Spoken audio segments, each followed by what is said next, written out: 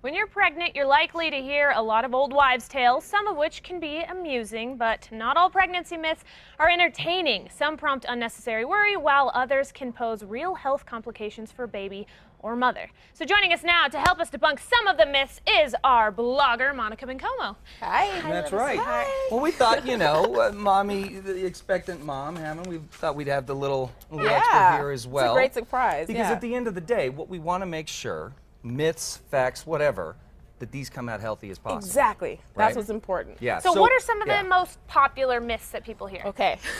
I told you this before. I gained 55 pounds with my first pregnancy. And the biggest myth I heard for my first pregnancy was, oh, you're eating for two now. Pig out. That's what you're supposed to do. Yeah, that's what those bad friends tell you that are like, well, I want you to finally be bigger than me. No, that's what all the family members told me. Like, it was really well-meaning advice, but my doctor was like, look, you're going to be at risk for gestational diabetes if you don't slow down. And I was like, oh my gosh. So doctors actually recommend that you gain between 25 and 35 pounds, and you increase your caloric intake about 300 calories. 300 so calories. That's not a whole pizza. That's not even an extra McDonald's cheeseburger. I know, exactly. Yeah. So I wish I would have known that. Yeah, exactly. Okay, so that's one popular one. You have a second one that you said kind of hits you close to home? Yeah. Okay. You guys know I like to work out. So again, this typically comes from the older generation and from my husband's side of the family, but they're very adamant about my not working out anymore.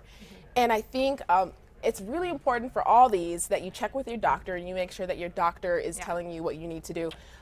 But working out while you're pregnant is actually really beneficial for the child, and I think that's important. Again, we're avoiding things like gestational diabetes and gaining weight too fast. So yeah, check with my doctor and he says, good to go, keep doing what you're doing, just don't lift too heavy.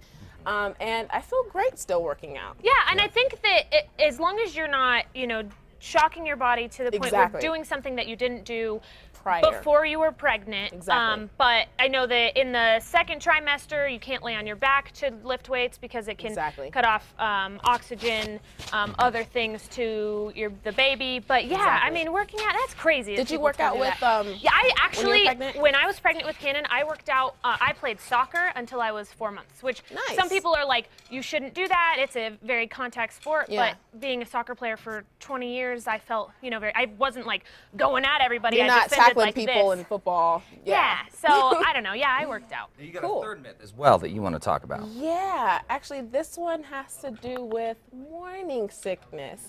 I was sick my whole pregnancy with my son. It wasn't just in the morning. It's morning, noon, and night for a lot of women. And again, and you weren't just sick in the first trimester either? No, no. And my doctor said, hey, most likely we'll wean off after your first trimester, but if it doesn't, you're not abnormal. Every woman's going to handle pregnancy different. I think it's important for just everyone to know who knows a pregnant person or for pregnant people, your hormones are going to fluctuate your entire pregnancy. You're growing new life in your body. Yeah, absolutely. So there's a lot going on that we don't see, and that's going to affect things like feeling sick or having nausea. So for me, I had it the majority of mine. How about you?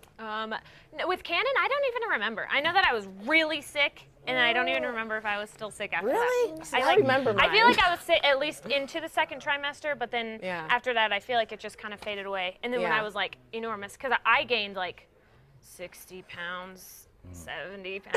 I gained a lot of weight, okay? And so at the end, I was just like, I was too bothered with all the weight I don't even feel like I noticed if I was nauseous or Yeah, I mean, I think at the very end, you want to make sure that mommy is healthy. Yeah. Because you want to make sure that baby is healthy. Yeah. So when it comes down to it, she wants to be a little baby. Ask your doctor. Your doctor knows best. Not your friends. Not your friends. Not your friends. Not your friends. That's right. All right, guys, for more information on momswearheels.com, head over to casa.com. We will have all the information there.